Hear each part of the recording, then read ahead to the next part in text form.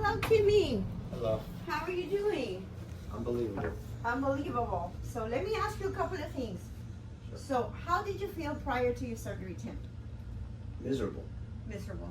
Explain a little bit more. My back was hurting all the time, nonstop, constant pain. Constant pain. Never you were went like, away. you It were didn't like go that away for a while. 8 months. For 8 months. Literally 8 Constantly months. 8 months. No relief at all. Wow. So when was your surgery? Tuesday, This past Tuesday? 3 days ago. 3 days ago. Amazing. How do you feel now? No pain. No pain? No pain. No pain. It's Not, unbelievable. not whatsoever. You're not taking any pain medications? No, Nothing? no, I haven't. I took Tylenol this morning. Wow. That's it. That's it. What about No. walking? You're walking? I'm walking, doing everything. It feels like I took a shower.